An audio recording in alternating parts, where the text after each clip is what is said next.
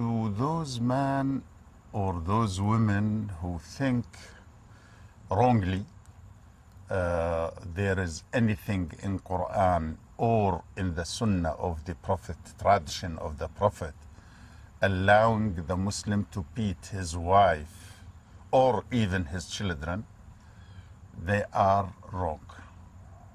There is no single verse of Qur'an or single hadith of the Prophet traditions would support this phenomenon.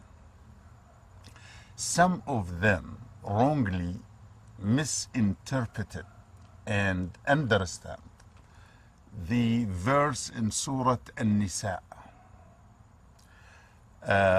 This chapter of Qur'an, there is certain verse. The discourse was to the husbands and to the fathers, to the family, to advise the husband when he feels his wife is trying to take another direction, doesn't obey him or something like that, to just show her he dislikes that by different ways. To say something to advise her, look, we are partners, came together to build this family, our duty to strengthen this family. Anything would do against that, that wouldn't be acceptable in any mean, ethically, religiously, in any other mean. With this, please come down and let us find out how to settle our problem. This is فَعِظُوهُنَّ in Arabic, means advise them. The second stage, he can leave the bed to show her as a woman. Look, the main thing you have, I can be away from that. So please don't be arrogant. The third stage came فَاضْرِبُوهُنْ, beat them. This discourse, as I mentioned, wasn't to the husband only. Husband and the family, the whole family. And it revealed in Arab environment, in certain time, when the Muslims migrated from Mecca to Al-Medina. The Meccan people were traders. The Medinan people, agriculture people. They are planting things, etc. In agriculture, women and men working together.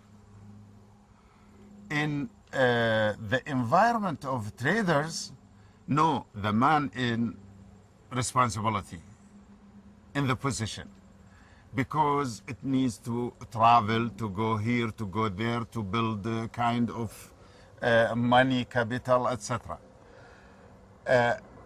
When the women came from Mecca to Al-Medina, they saw the Medinan women were dealing with their husband in different way. The society was very big change they faced in Al-Medina. The Medinan women were partners with their husbands in working in the field, planting, selling, buying, etc. While the Meccan women were only for house, for children. Their husbands traveling, struggling, doing everything to provide the family their needs. Okay, with this, the Meccan women started picking up some kind of traditions of Al-Medina women. And their husbands, they noticed that difference. They came to the Prophet and they said, "Oh Prophet, now we lost our control in our families when we came to Al-Medina. Because in Mecca, our wives, the whole family under control. But now, because they saw the Medinan women dealing with their husband freely like this, we lost our control and we are very afraid to face a lot of problems inside. Please tell us what we need to do, what we should do to face this phenomenon." This verse came to help the people to find out, because as you know, there is different stages and different levels of women. You have women high educated, you have farmer, you have trader, you have housewife, you have maid, you have this, you have that, etc. This general advice for that society, a specific society, it is not absolute. People interpreted this verse as absolute for every time, for every woman, which is very wrong. It needs to deal with it in another way, to understand the environment, the history, the whole things, before you go with that. This is the only verse some people think that would support the phenomenon of beating wives in Islam. While it is maybe as a discourse for the fathers, for the brothers, for the husbands, for the whole people in the family. That means we are trying to face the phenomenon in different level, in different stage, just to keep the family together, because the family is the cornerstone in the Muslim society. The first thing, Qur'an directed the people to make balance with this, to help them to understand the situation, to study the different levels, and to find out some people, for example, now in our present time, some people, when they make mistake, it is enough for them to say, "Oh, it is mistake, don't do it again." Some people know you need to warn them. One, second, third, etc. Some people you need to take them to prison to punish them. That means the human being, men or women, they have different level and you need educationally to deal with each level in certain way. To take this kind of verses as absolute and try to implement that in every society, it is a big mistake from the interpreters who are interpreting this kind of verses. Because if they look at the other verse saying, وَعَاشِرُهُنَّ بِالْمَعْرُوفِ, that means live with them as women in the best way you can. And the Prophet interpreted that by himself. He said, خَيْرُكُمْ خَيْرُكُمْ لِأَهْلِهِ وَأَنَا خَيْرُكُمْ لِأَهْلِي. The best one of you, the one who deals with his wife, with his family in the best way. And I'm the best one of you dealing with my wives, with my families. He was helping his wives in house, working with them. Whatever he needs, he would do it by himself. And no one of them heard even single word which is not that good word from him against them. And even once some problems happened with some of them, he just leave them alone to give them opportunity to think, to understand what they had done by this. With this, there is no support from Qur'an or from the tradition of the Prophet to supporting violence against the wives. Qur'an said, وَعَاشِرُوهُنَّ بِالْمَعْرُوفِ. Ma'ruf is very important concept. Means the best thing in every way. If فَإِن كَرِهْتُمُوهُنَّ, if you feel you don't love her anymore, you need to think about God. Maybe she is better for you, for your children, for your family, from the one with who you love. That means you need to build the family not only for the emotional part, for a few hours or this or that. No, to build it as foundation, as strong foundation. And if you feel something today, tomorrow you would change your feeling and see the good things which she is doing or she is bringing to the family. فإن كرهتمون فعسى أن تكرهوا شيئا وهو خير لكم. You may hate something which is very good for you, but you don't know. You are a human being.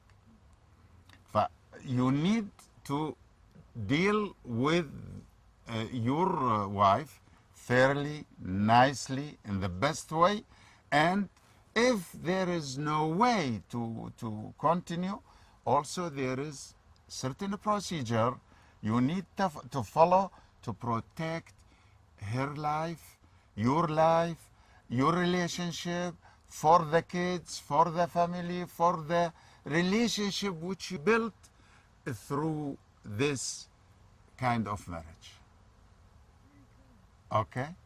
With this, the people who would support any kind of violence, even to beat nicely or very light way, or they said by this, by that. No, they are wrong, they are mistaken.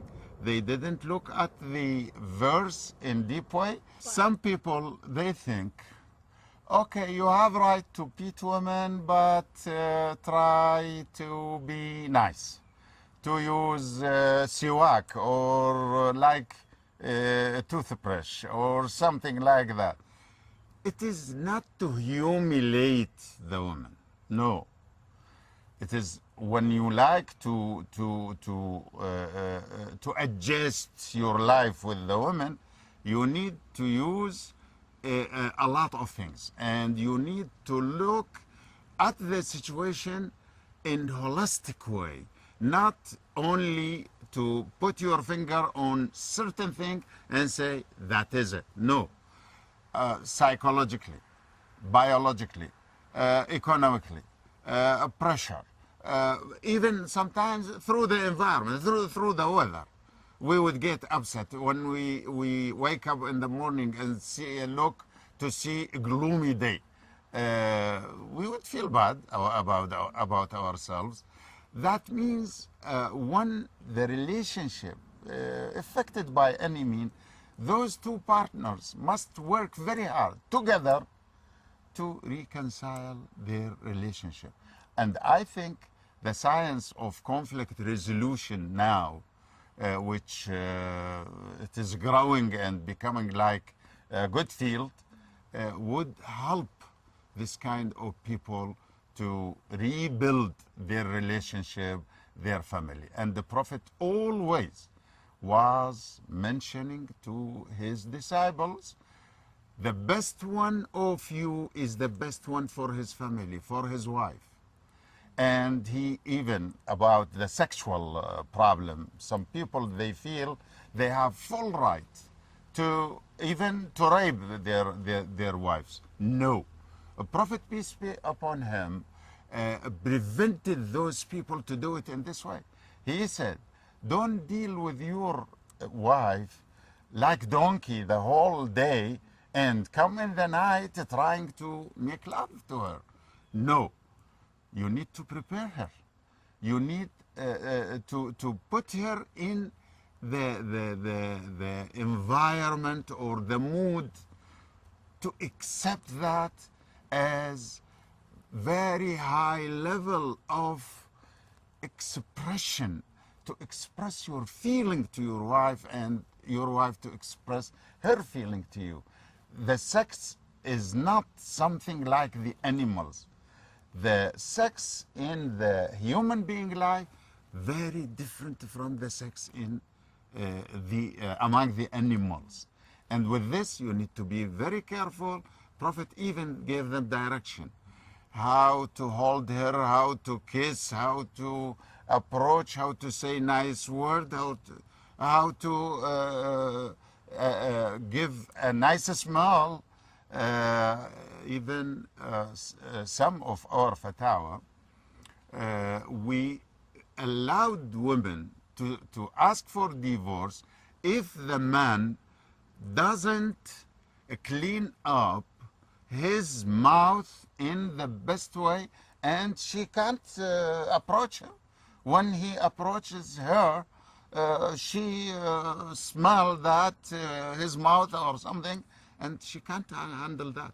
She is a human being. We need to respect that. But the interpreters, sometimes they go that far and they mix between different environments, a tribalism society, a modern society, agricultural society, industrial society, and each kind of society has its own problems, own way of life, our lifestyle, and we need to take it in our consideration before we say, yes, you have right to beat your wife. My wife is a professor, like me, in the same level. How come to give me authority to beat her or to beat me? It is impossible. It is unacceptable. My daughter is very close to have her PhD. She has a student. If I like to draw her attention to something, just it is enough to say it by word. I don't need to hit her or beat her or do this or do that just for this, because they don't need it. But anyway, the interpreters always, they try to find something to please people, especially the people who came from the background in the Muslim countries.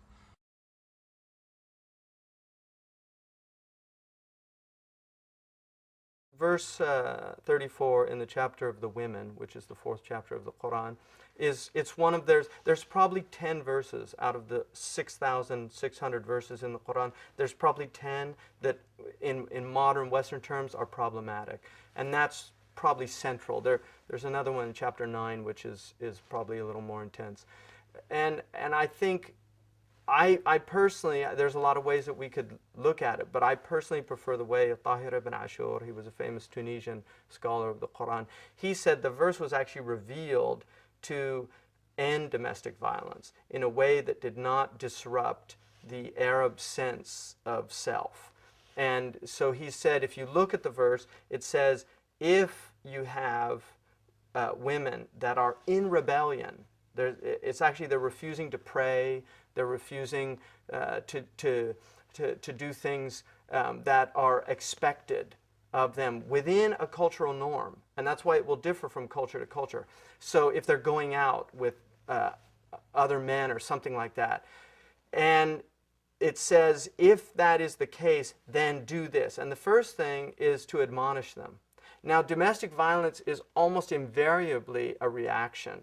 So the fact that the Qur'an is telling them to do this first means it's already changing the way you would normally respond to something. Domestic violence does not come out of some logical process of thinking, okay, I'm going to do this and then I'll do that, and if that doesn't work, I'll hit her. People, that's not how domestic violence happens. And so the next phase then is to actually have a period of estrangement. And so you no longer sleep with each other. And then the final verse, the final part of the verse there, it says, strike them. Now, unfortunately, it's translated as beat them, which is absolute mistranslation. The same word is used when you do the ritual purity from the earth. It means tap the earth. It's the exact same word. And the hadith clarifies that the Prophet said, never strike a woman. And he said, if somebody did strike them, then it's غَيْرُ مُبَرِّحْ is the word that he used, which literally means it's a tap that leaves no bruise. So it's like, stop that. And that he prohibited, but the verse gave this process there. So if you get to that stage. Now, I know in the way that I was trained because I studied classical Islamic law, and my understanding was that domestic violence is prohibited in Islam. It is prohibited for anybody to feel unsafe in their own home. And that, in the Qur'an, it is prohibited to beat animals. In the prophetic tradition, it's prohibited to beat animals. I have a book in the 9th century written by Imam Sakhawi, which is called On the Prohibition of Beating Animals. So it's literally any sentient being that has feeling. It is prohibited to harm them, unless you're on a battlefield, which is another matter. And even then in the Qur'an it says strike the necks, because in the commentary it says that's the most merciful way with a sword to kill somebody. It's so that you don't cut off their arm and they're left suffering. It literally says strike the neck. And so the idea of mercy is so embedded in the Islamic tradition. And I think the misuse, obviously, it's a problem, and I'm not going to deny that, but the misuse of the verse is outrageous, that somehow people think that I have a right to do that. Now, it should be remembered also, there's another verse that says to the women, if you fear nushuz from your husband. So it uses the same word. So this is a two-way street again.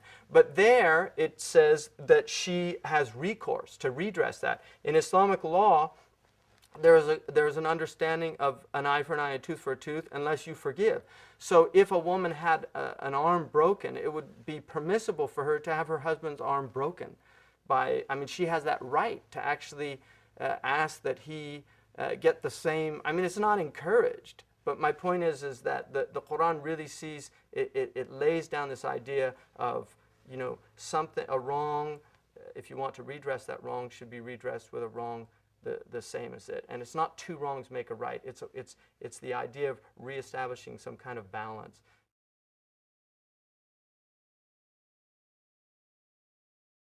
Muslim scholars have worked on this issue, and maybe there's a book I can give you.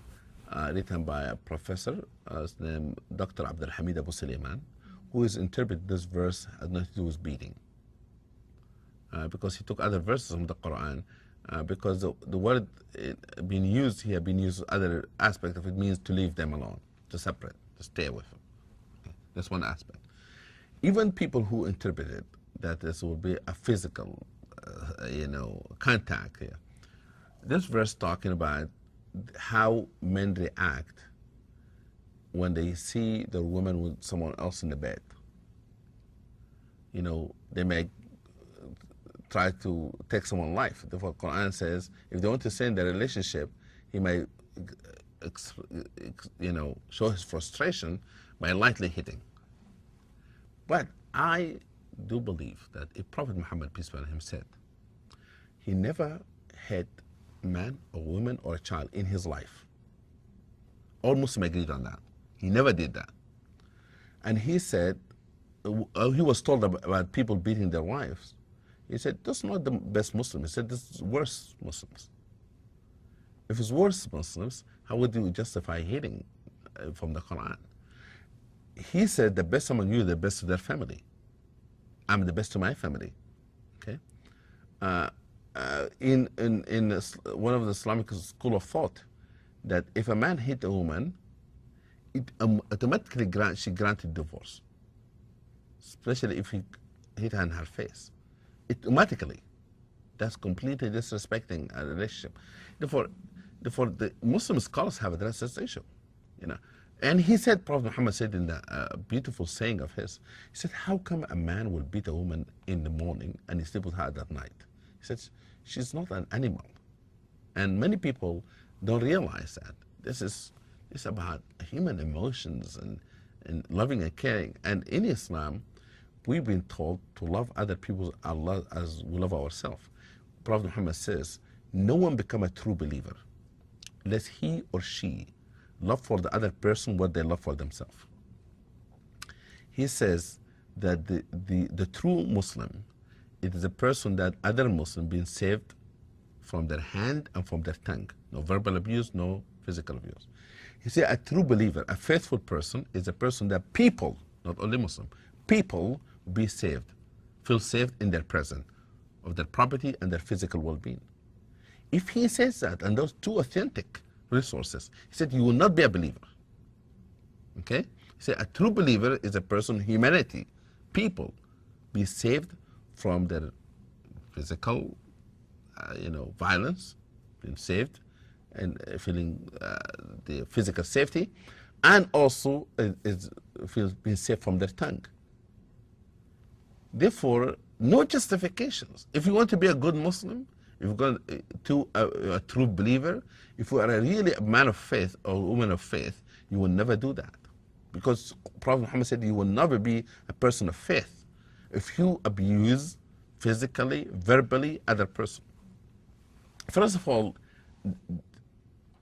in Islam, we've been told that the most important rights are the following. Kindness, mutual kindness. She has a right, and he has a right on her, she has a right on him to be treated with kindness. She has a right, and he has a right that they have to feel protected. Their physical, emotions, all aspects.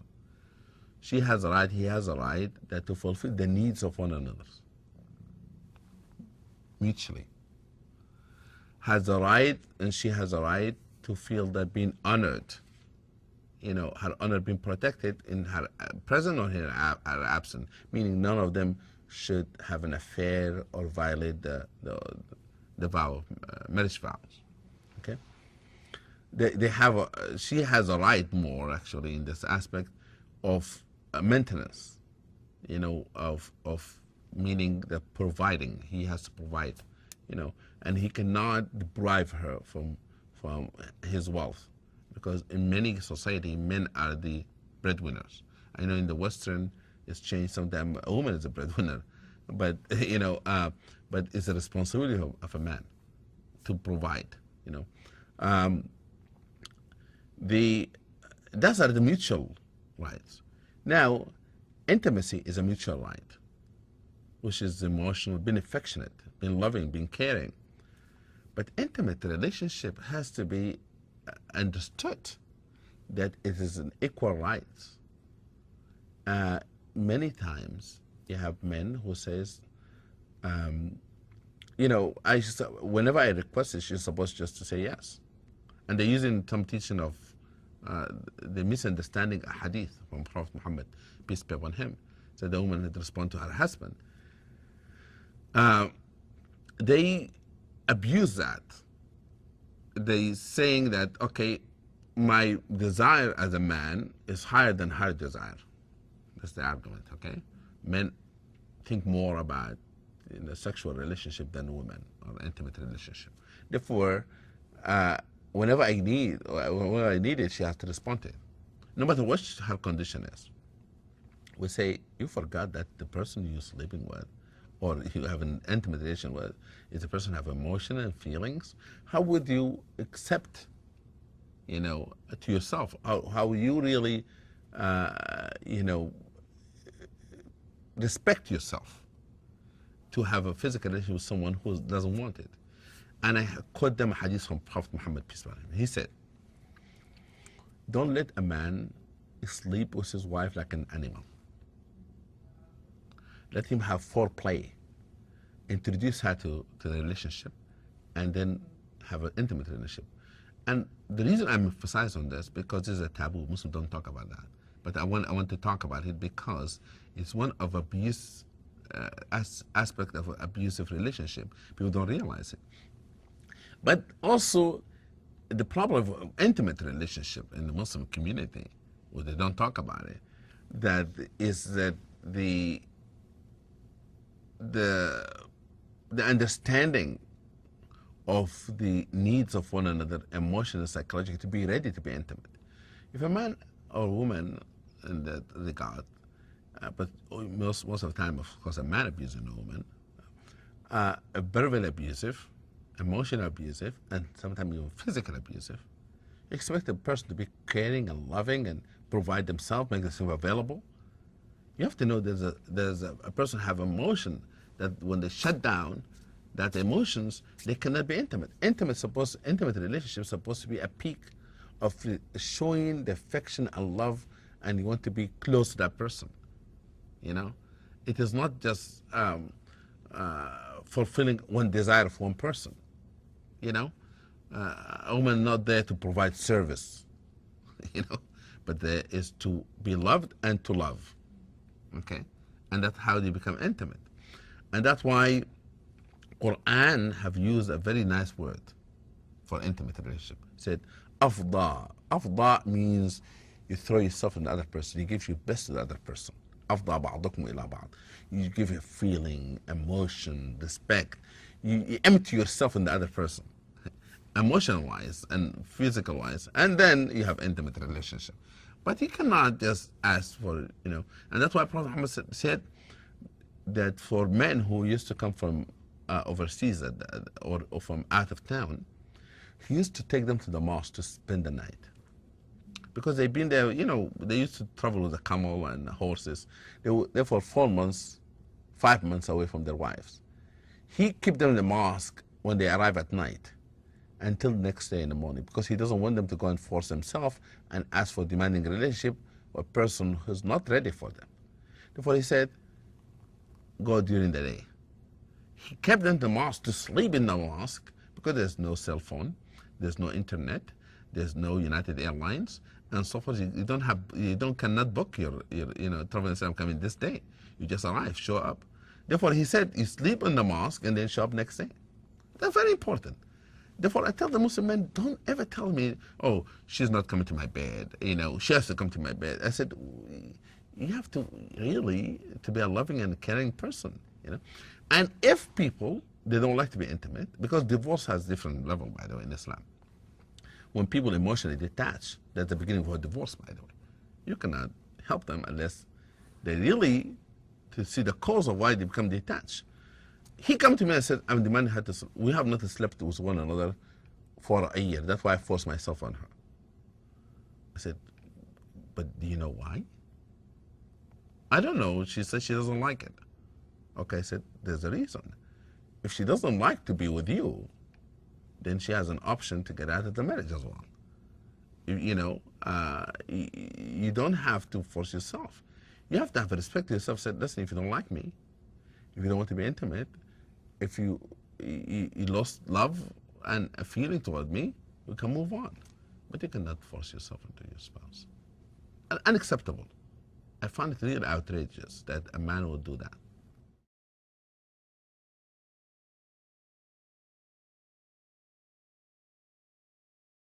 Well, you have two verses in the Qur'an. One is in chapter 4, verse 1, which is the chapter of women, and it says, reverence your Lord, through whom, and it's talking to men and women, reverence your Lord, through whom you demand your mutual rights, and reverence the wombs that bore you.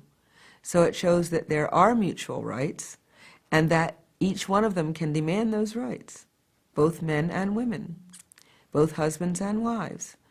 Then you have another verse, which is in chapter 4, verse 34, the same chapter, that says, women men are the maintainers and protectors of women, and that devout women would guard in their husband's absence what God would have them guard. That's the way it's usually interpreted to mean. But it really says God would have them, women should guard in secret and in private what God is careful about having them guard. And the verse goes on to say, so devout women are obedient.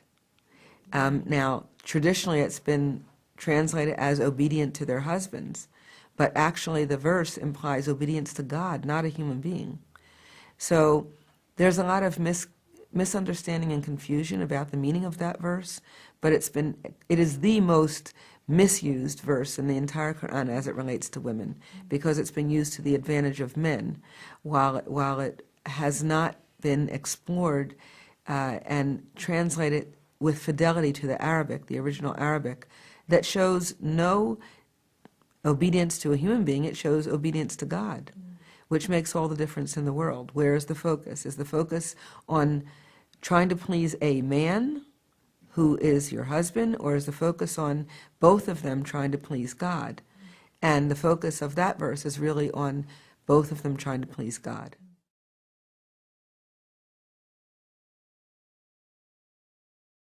For example, the idea of being obedient to your husband from one side, it was taking, even though there was a hadith or saying of the Prophet about how for women to take care of her husband. And of course there are so many other also issues for men to take care of women. But the focus from the Imams, maybe from the scholars, it was too much on the idea of for women to be obedient to her husband. So that was one of the issue. And to be obedient in this case, it's so broad. So it means maybe he can ask her anything to obey him. And culture, of course, it was expanded in a way that it's not supposed to be in this case. The Qur'an, if you read the Qur'an, in fact, it's encouraging men and women to think, to be obey to Allah, to God, but at the same time not blindly. Even to God, you don't obey God blindly. You have to be open-minded, you have to question, you have to doubt, and in this case you will increase your faith. But what happened, the idea of obedience, it was changed totally, and it becomes as if it's a slavery mind instead of open-minded. And no, you have open relationship. To be obedience, it doesn't mean to be blindly obeying anything. Verse 34, and this is one of the verses that has been used all over the places about it. Maybe this is the contradiction between people also. For example, there is the specific word about obedience, and it was used instead of to be obedient to God. And in this case, if you are obedient to God, it means you are watching yourself, you are observing, you are always aware that God is there, so you will not do anything wrong. But it was taking the opposite side, and it becomes like, oh no, you have to be obedient to your husband, even though there is nothing mentioned about the word itself, to be obedient to your husband. But it was used in the interpretation, the books that came from after the Prophet. It was interpreted as to be obedient to your husband. And this is another.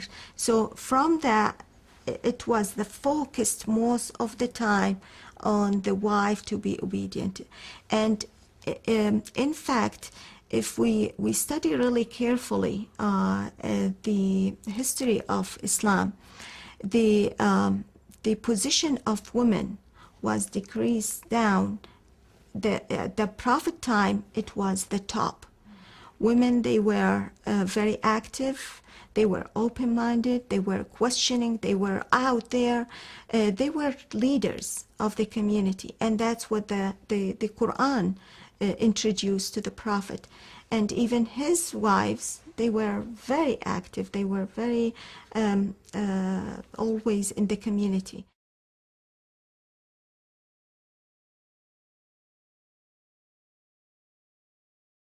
Because the verse that some ignorant people use to justify that, number one, the word daraba in the Arabic language have been used in 17 different meanings in the Quran.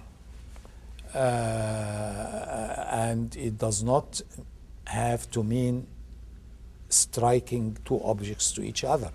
For example, when I quit working, I say أنا مضرب عندي عامل إضراب. I am on strike. When I am on strike, doesn't mean that I'm striking people around, but I am refusing to do this thing. When I leave a place, I am أضرب عن هذا المكان. I leave it. يضربون في الأرض. يضربون في الأرض means travel. And the word daraba, if we want to interpret it in the shade of the behavior of the Prophet and his teaching, should be walk away from that situation, not beat the other partner. And also it is limited to an extreme situation where fear is taking over. وَإِنْ خِفْتُمْ نُشُوزَهُنَّ. If there is fear resulting from a rebellious behavior, walk away from the situation, not beat. So it is limited. This does not set the relationship between spouses. This is dealing with a very extreme situation where I am already afraid. There is fearful behavior. So this is the way it should be. For people to interpret that as Qur'an allows beating women, this is the most stupid interpretation ever. And I get called, unfortunately, I get called to courts as expert witness for men who did that horrible, heinous crime and say our religion allowed. And of course, I show clearly that our religion not only does not allow it, it shuns it, it condemns it. If you are cruel to your spouse, who are you going to be compassionate to? And don't we say umpteen times a day in every prayer, Bismillah ar-Rahman ar-Rahim, the merciful, the compassionate? If compassion is not in the heart of everything we do, there is no Islam whatsoever. This is the most repeated word in the Quran. The only mission of the Prophet, وَمَا بَعَثْنَاكَ إِلَّا رَحْمَةً لِلْعَالَمِينَ. The mission statement of Prophet Muhammad is mercy and compassion. The only attribute that God ordained upon himself, كَتَبَ رَبُّكُمْ عَلَى نَفْسِهِ الرَّحْمَةِ. The only thing that God expressed as ordained on himself is compassion. So what kind of compassion if I beat the person I live with? So it is a wacko interpretation that ought to be buried where it belongs.